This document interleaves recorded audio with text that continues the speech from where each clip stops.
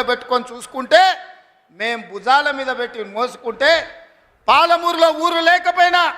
పార్లమెంటులో నీకు నోరు రాకపోయినా మేము ఎంపీగా గెలిపిస్తే మేము భిక్ష పెడితే నువ్వు ఆనాడు ఎంపీ అయినవు ఆ సంగతి మర్చిపోకు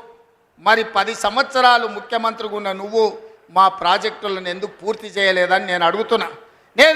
ఇవాళ ఈ వేదిక మీద నుంచి పెద్ద పెద్ద మాటలు మాట్లాడుతున్నారు పొంకనాల మాటలు ఇవాళ నేను అడుగుతున్నా చంద్రశేఖరరావు గారిని 10 సంవత్సరాలు ఈ తెలంగాణ రాష్ట్రానికి 2 సార్లు నువ్వే ముఖ్యమంత్రి కదా నీదే ప్రభుత్వం కదా మా జూరాల ప్రాజెక్టు పూర్తి ఎందుకు కాలే మా కల్వకుర్తి ఎత్తిపోతల కంప్లీట్ ఎందుకు కాలేదు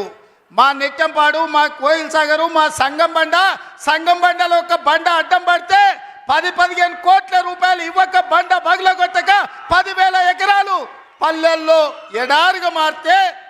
నీకు మనసు రాలే సంగం బండలో బండ వలగొట్టలే కానీ మేము వచ్చిన తర్వాత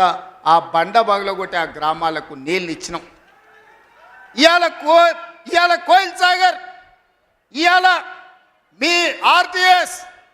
ఇవాళ ఈ ప్రాంతంలో ఉండే ఏ ప్రాజెక్ట్ అయినా ఎందుకు 10 ఏళ్లలో పూర్తి చేయలే అదే కాదా నాడు ఉమ్మడి రాష్ట్రంలో జూపల్లి కృష్ణారావు గారు చిన్నారెడ్డి గారు డాక్టర్ మల్లు రవి గారు ఆనాడు కిరణ్ కుమార్ రెడ్డితో కొట్లాడి ఆనాడు అరుణమ్మ గారు కూడా మంత్రిగా పాలమూరు రంగారెడ్డి ఎత్తిపోతల ప్రాజెక్టు పూర్తి చేయాలి 12 లక్షల ఎకరాలకు నీళ్లు ఇవ్వాలి అని కొట్లాడి జూరాల నుంచి నీళ్లు తీసుకోవాలని పాలమూరు రంగారెడ్డి ఎత్తిపోతల పథకానికి అనుమతి తీసుకొచ్చారు 16,000 కోట్లతోని ప్రాజెక్టు మంజూరైంది 35,000 కోట్లు మొత్తం అంచనాలు వేసి టెండర్లు పిలిచిండ్రు కానీ చంద్రశేఖరరావు వచ్చిన తర్వాత ప్రాజెక్టుల రీజైనింగ్ పేరు మీద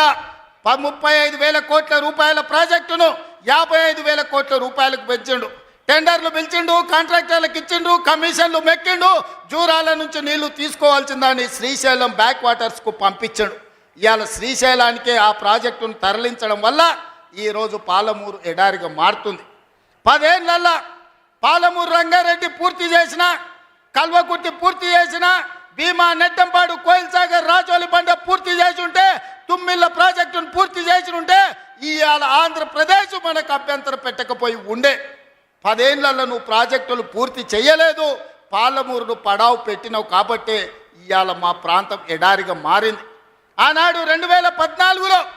నేను కొట్లాడి తెచ్చిన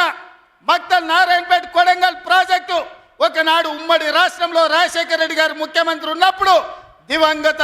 నాయకుడు చిట్టెం నర్సిరెడ్డి గారు మొట్టమొదట ప్రస్తావించండు మక్తల్ నారాయణపేట కొడంగల్ ప్రాజెక్టు గురించి